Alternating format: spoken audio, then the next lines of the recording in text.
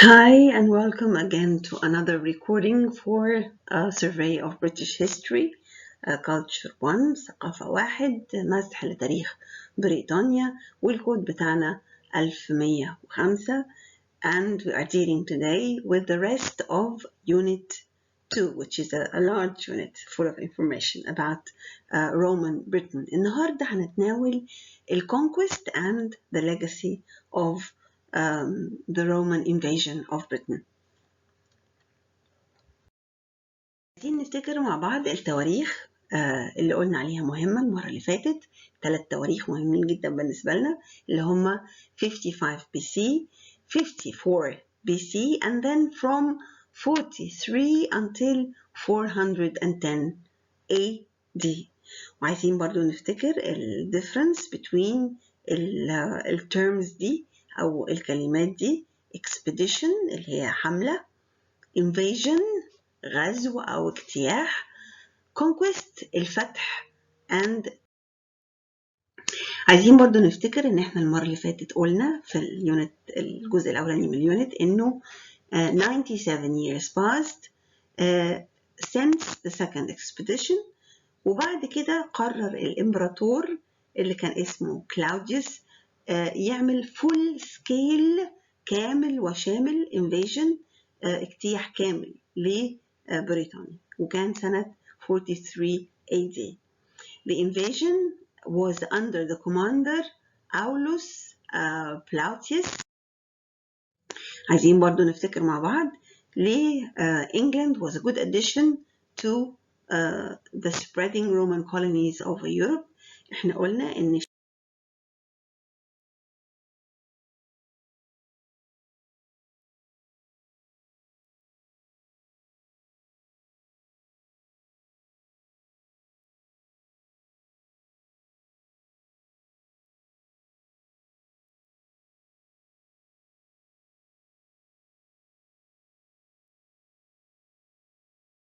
As we previously said, early trading contacts العلاقات التجارية المبكرة established that Britain was a land ripe with resources, grain, timber, metals like gold, silver, and lead. معلومة بقى جديدة النهاردة في اليونت إنه for Emperor Claudius الإمبراطور اللي اسمه كلاوديوس ده to conquer Britain علشان يهزم بريطانيا، أو معنى إنه يهزم بريطانيا في باله كان to outdo the great Caesar، لأنه كلاوديوس ما كانش إمبراطور قوي قوي في فترته، ففتح إنجلترا بالنسبة له كان يرمز ل بناء سمعة. There were other reasons that encouraged Emperor Claudius to invade Britannia or Britain. The Britons, about 3 million, did not enjoy any sense of or a strong national identity. من الأسباب اللي أغرت الإمبراطور إنه حس بضعف البريطانيين اللي كانوا 3 مليون نسمة، وما كانش عندهم إحساس قوي بالوطنية أو هوية وطنية قوية strong national identity. فده معناه إن هما they were divided منقسمين على نفسهم، fragmented متفرقين ومش متحدين، independent warring tribes قبائل متناحرة ومتحاربة مع بعض، and they were not able to form a united front against a great invasion. ما كانش عندهم القدرة على they were not able to form or make or come together as a united front أو under one umbrella تحت مظلة واحدة or under one leadership تحت قيادة واحدة against a great invasion ضد غزو عظيم زي الغزو اللي كان بيحضر له كلاوديوس. The conquest of Britain 43 is here زي ما قلنا AD بعد الميلاد again وللمرة الثانية. Troops moved from Boulogne in May 43 AD اتحركت التروبس من بولون في فرنسا علشان تعدي الجزء الأقرب اللي دايما بيعدوا منه القوات. 4 legions كان الجيش مكون من 4 فيالق and about 20,000 auxiliary troops. auxiliary troops دي عبارة عن جنود بيجيبوهم من المستعمرات الأخرى اللي محتلها الإمبراطورية الرومانية. يعني هم مش رومان من روما مجنسين يعني اللي هم الجنسية الرومانية، لكن هم من البلاد اللي الرومان مستعمرين. دول مختلفين عن القوات المرتزقة اللي هم بندفع لهم فلوس عشان يجوا يحاربوا. Now they landed on the coast at Kent. نزلوا في المنطقة اللي فيها كنت، مقاطعة كنت. defeated the Britons after a series of skirmishes and then reinforcements came later. بدأ يبقى فيه تعزيزات تساعد كل الموجودين اللي هم already كانوا محققين النصر. with the Emperor Claudius اللي جه وهو راكب elephant arrived on an elephant في منظر فخيم وعظيم خض كل البريطانيين اللي أول مرة كانوا بيشوفوا elephant.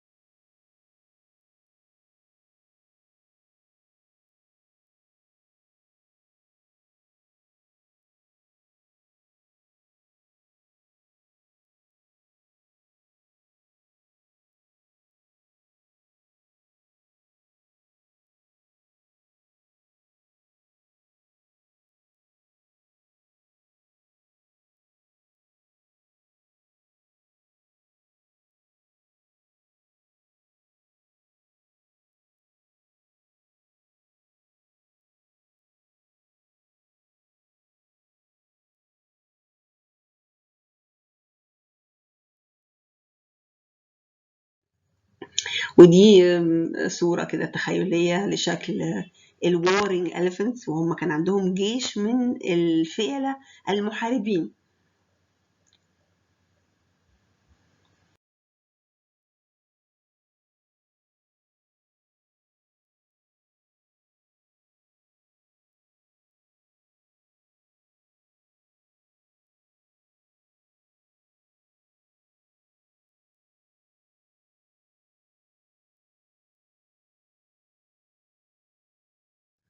Claudius accepted the surrender of 11 tribal kings. ده بقى النتيجة بعد الهزيمة. 11 tribal kings surrendered وقالوا احنا مستسلمين للرومان. Aulus Plautius was appointed first governor of Britain. وتم تعيين he was appointed تم تعيين أولوس كحاكم روماني أول في بريطانيا. يا ترى كان في أي resistance؟ أكيد كان في مقاومة، أكيد كان في conflicts صراعات، revolts ثورات، and mass slaughtered مذابح جماعية. slaughter مذبحة، mass جماعي، mass slaughter مذبحة جماعية أو مذابح جماعية. لكن هل كان في acceptance قبول of Roman influence للنفوذ الروماني؟ هل كان في assimilation اندماج أو استيعاب أو تداخل؟ The Romans created what is called client kingdoms when they settled down. لما استقر الوضع بيهم بدأوا يكونوا من الترايبز who surrendered، بدأوا يكونوا من القبائل اللي استسلمت لهم ما يطلق عليه ممالك بالوكالة. إيه ممالك بالوكالة؟ These are British kingdoms or tribes that can keep the royal status أو they can retain their coinage. دول القبائل دي أو الممالك الصغيرة الإنجليزية دي ممكن يحتفظوا بمكانتهم أو وضعهم الملكي أو مقامهم الملكي في القبيلة، يعني ما حدش هياخد منهم الملك. they can retain their coinage، ممكن يحتفظوا أيضا بالعملة بتاعتهم. and a nominal independence ونوع من الاستقلال الشكلي أو الرمزي. They wouldn't have a Roman army based in their village or on their land. ما كانش فيه عساكر رومان موجودين في القرية يهددوا الناس اللي ساكنة هناك. And they had guaranteed security وكان مضمون لهم أمن وأمان of life and property لحياة المقيمين وممتلكات هؤلاء المقيمين. There were other tribes and leaders of tribes who were not interested in having that type of alliance. ما كانوش مهتمين يعملوا هذا النوع من التحالف إن هم يبقوا safe, secure, but they have to be loyal to the Romans. كان في مجموعة تانية من أشهرهم كاراكتاكوس a warrior and a tribal leader محارب وقائد قبيلة معروفة في بريطانيا who went on resisting the Romans for 7 years and he carried on what we call guerrilla resistance حرب مقاومة عنيفة جدا ضد الرومان. But unfortunately للأسف he was arrested and sent to Rome.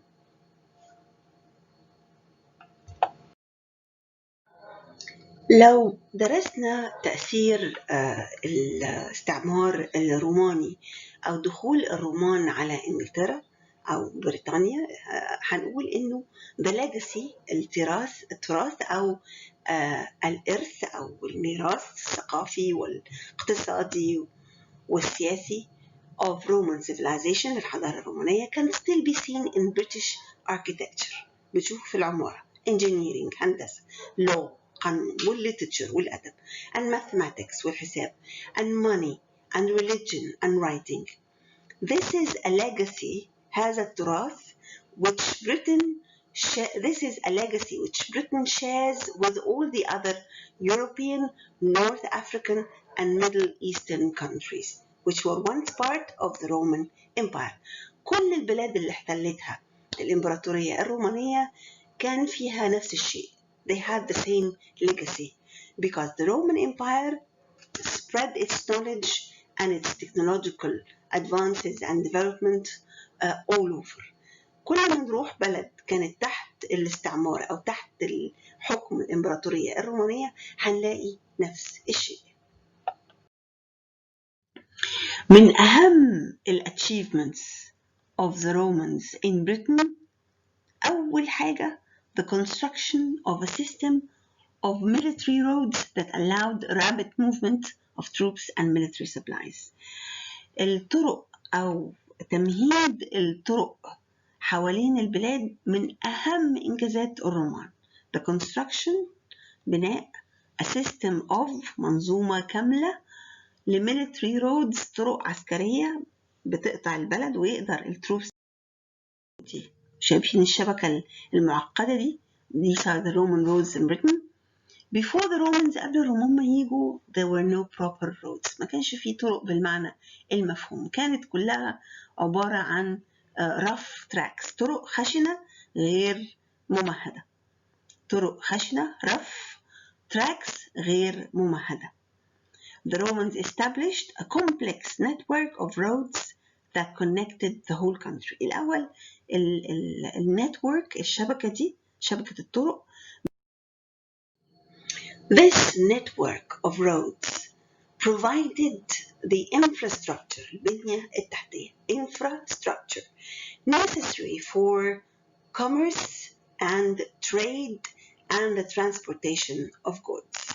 في ناس بتلخبط بين commerce وتريد وبيترجموها تجارة الاثنين لكن commerce هي الخدمات اللي بتسهل التجارة أما trade فهو التبادل التجاري الفعلي الشراء والبيع وطبعا transportation of goods نقل البضائع من مكان إلى مكان. Another achievement was a complex system of sewers and drainage. sewers هي المجاري المائية and drainage اللي هي شبكة مصارف المياه. السورز اللي هي بتاخد فضلات الإنسان. drainage مصارف المياه، سواء مية المطر أو مية الزراعة الزايدة عن الأرض. sewers pipes carried human waste away, while drainage disposed of rainwater out of cities and towns and kept the country clean.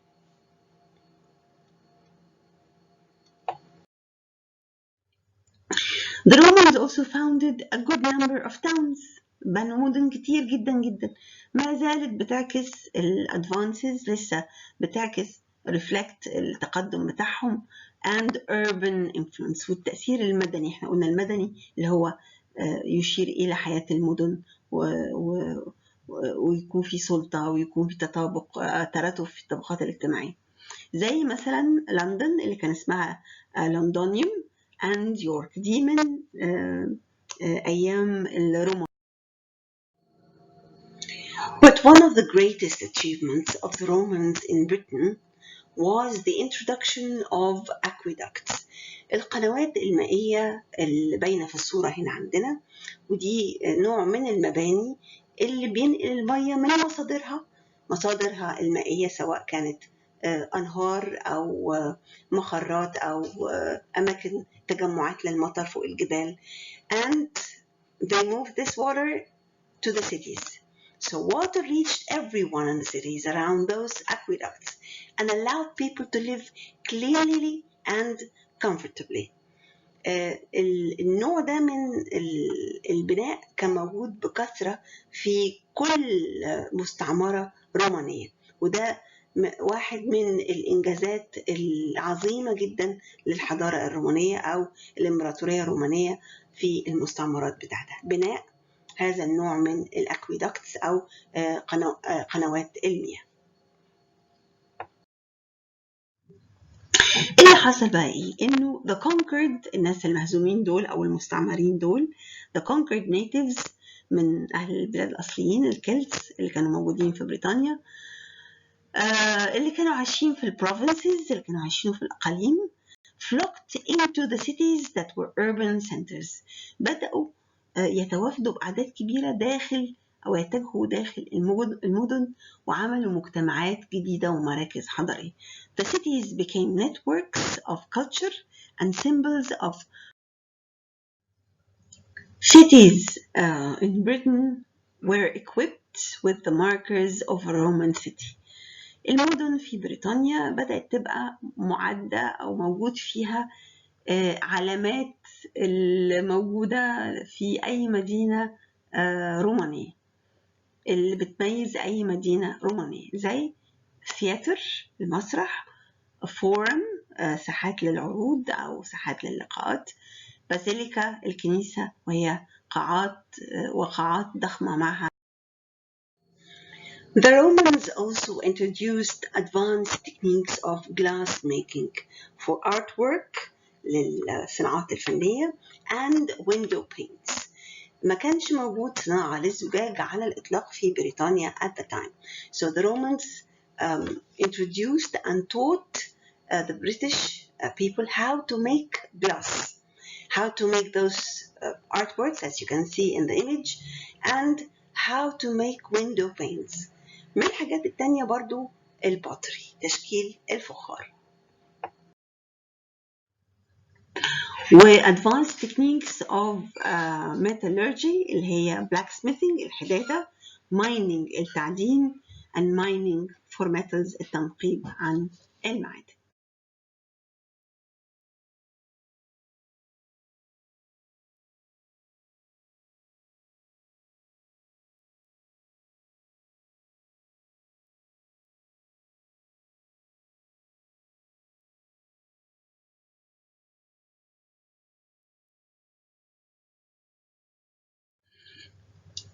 The Romans also introduced building with stone and timber، والأهم بقى من كده concrete. هم اللي دخلوا البناء بالأسمنت في بريطانيا. And it changed the face of architecture in Britain.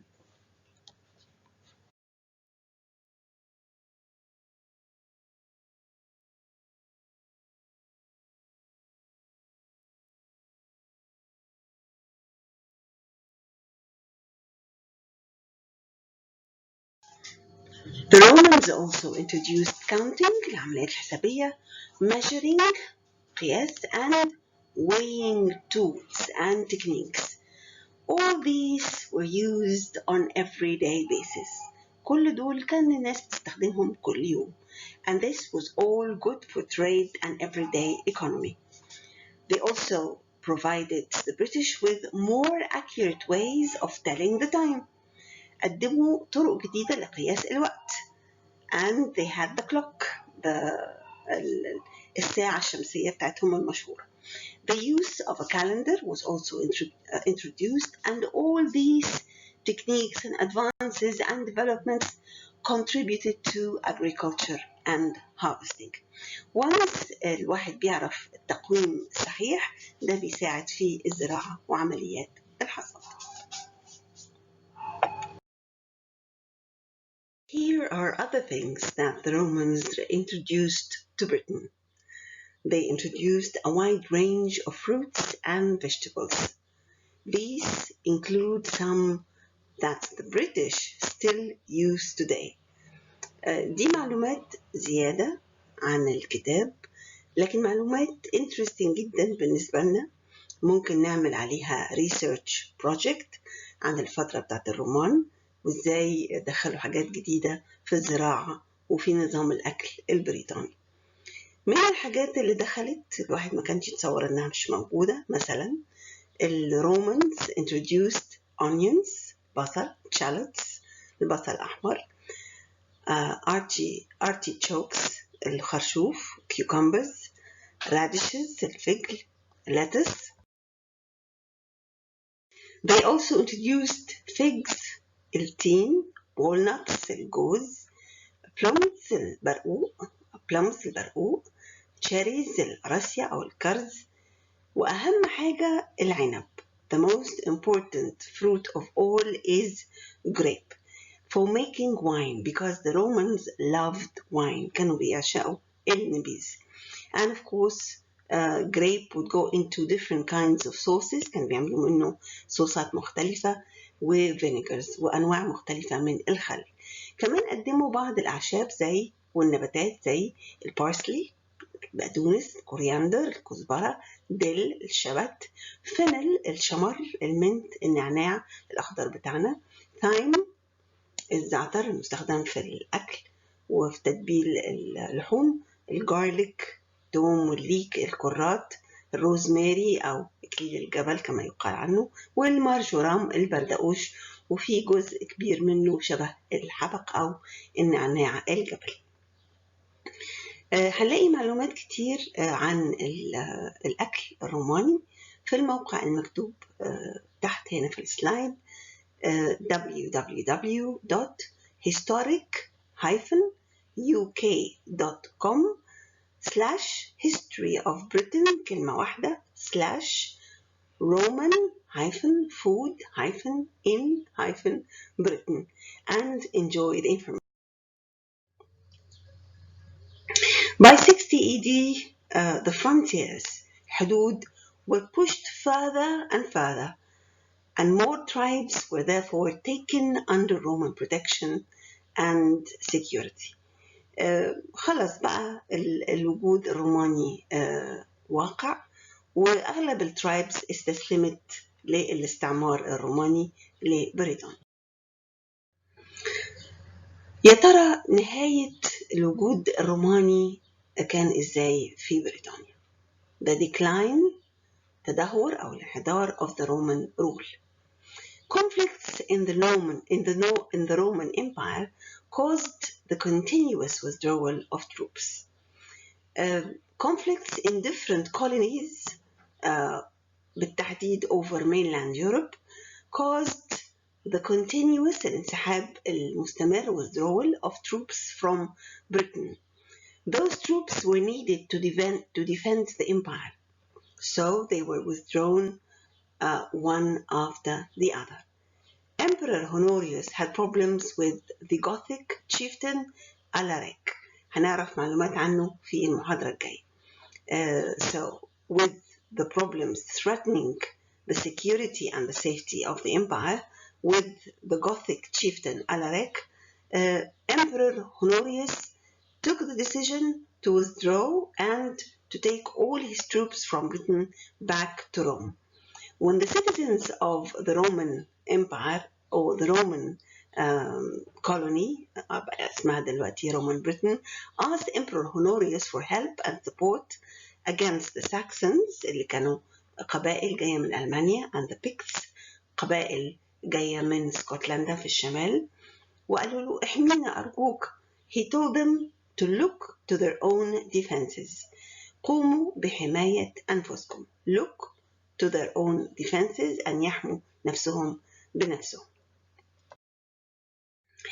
الصفحة دي والصفحات المصاحبة ليها من موقع englishheritage.org.uk في category Learn the Story of England Romans تحت عنوان An Introduction to Roman Britain في الفترة ما بين 43 AD لغاية أو around C اللي هي circa around معناها حوالي 410.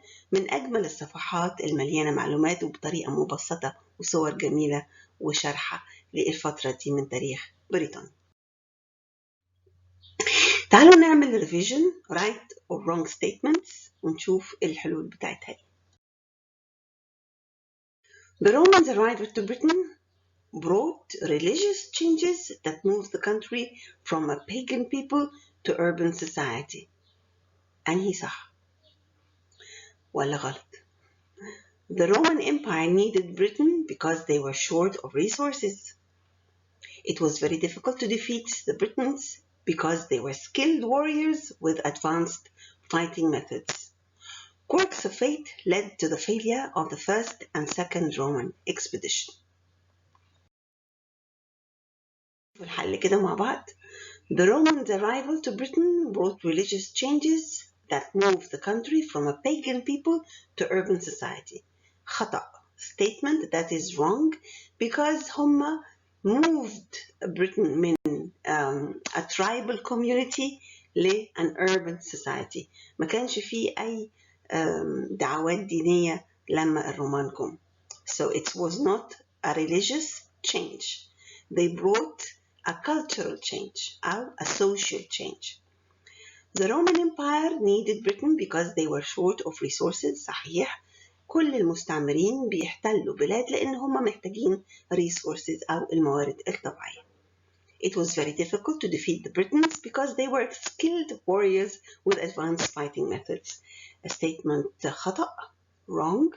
Because هم كانوا مش advanced, they were not as advanced as the Romans and they had antiquated أو وسائل قديمة للدفاع عن النفس. Quirks of fate led to the failure of the first and second Roman expedition. صح لأنه في أول مرة كانت weather conditions.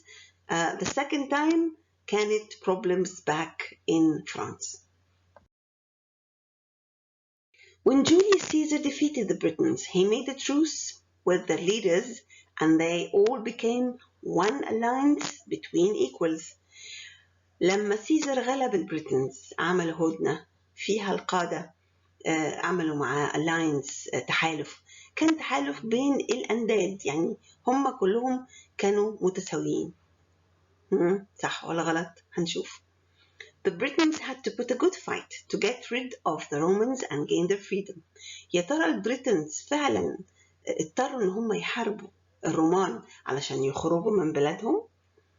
The Romans introduced a great deal to the people of Britain in the field of technological tools, architecture, drainage, metal, blacksmithing, etc.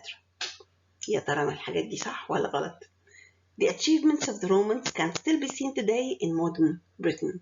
كل إنجازات الرومان ممكن نشوفها حاليا في بريطانيا الحديثة. أول statement غلط لأنه الاللاينس أو التحالف ما كانش between equals، ما كانش بين أنداد، كان في القوي اللي هو Caesar and his army and the Romans and those who were defeated اللي هم البريتنز. فكان القوة ليوليوس قيصر والعزم والتحكم في إيديه والبريطانيين كانوا مستسلمين. The Britons had to put a good fight to get rid of the Romans and gain their freedom. غلط، لأنه الرومان انسحبوا gradually and increasingly من بريطانيا. خدوا التروبس، they took the troops، خدوا القوات بتاعتهم وانسحبوا عشان كانوا بيحاربوا في الإمبراطورية اللي بدأت تنهار.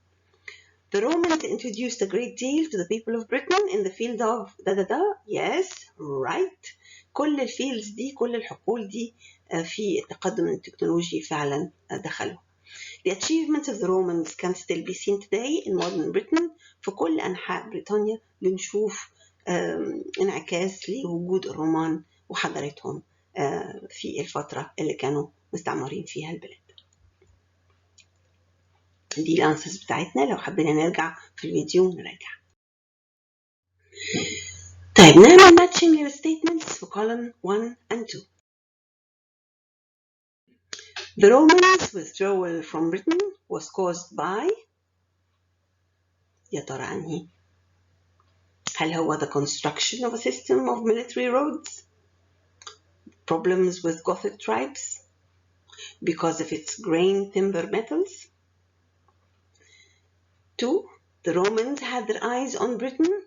برضو الخيارات الثلاثة. The most important achievement of the Romans in Britain is قدامنا. The Romans' withdrawal from Britain was caused by problems with the Gothic tribes that demanded the presence of all troops back in Rome. It means the Romans had their eyes on Britain because of its grain timber metals like lead, silver, and gold. The most important achievement of the Romans in Britain، أكتر حاجة مهمة في إنجازات الرومان في بريطانيا كانت the construction، بناء a system of military roads، منظومة من الطرق العسكرية اللي بعد كده بقت طرق لبقية الشعب، which encouraged trade and connected towns، شجعت التجارة وربط. نشوف الخيارات الأربعة اللي عندنا هنا. Some of the most advanced techniques introduced by the Romans were: the conquest of Britain took place, everyday economy was improved with the introduction of, the calendar and accurate ways of telling the time contributed to. عندنا الاختيارات D, E, F, G. نبص عليها بسرعة ونشوف الإجابة. أول واحدة الإجابة بتاعتها قدامها. some of the most advanced techniques كانت blacksmithing والpottery والglass making والmining for metals and gold. The conquest of Britain took place 97 years after the second expedition. Everyday economy، الاقتصاد اليومي اللي بيعيشوا الناس يوم بيوم، was improved with the introduction of counting, measuring, weighing tools and techniques، لأن دي الناس بتستخدمها كل يوم. The calendar and accurate ways of telling the time contributed to advances in agriculture and harvest. في أفلام أحب إن أنتوا تتفرجوا عليها، documentaries، أفلام وثائقية، وبعض الأفلام الأخرى اللي ممكن تبقى بنفس العناوين، لكن من الحاجات الحلوة قوي BBC production المسمى What the Romans Did for Us، الجزء الثاني أو episode 2 invasion، episode 3 building Britain، and episode 4 arteries of the empire أو ردة الإمبراطورية. في فيلم كمان حلو قوي What the Romans Did for Us The Life of Luxury Part 1، وممكن هتلاقوا الجزء الثاني كمان. Search for movies that would teach you how the Romans added to Britain and the achievements that they introduced back then. أشكركم جدا جدا على حسن استماعكم، وقابلكم في محاضرة تانية من محاضرة Culture 1 Survey of British History، والمرة الجاية هنتناول The Anglo-Saxons in Britain. Thank you. very much.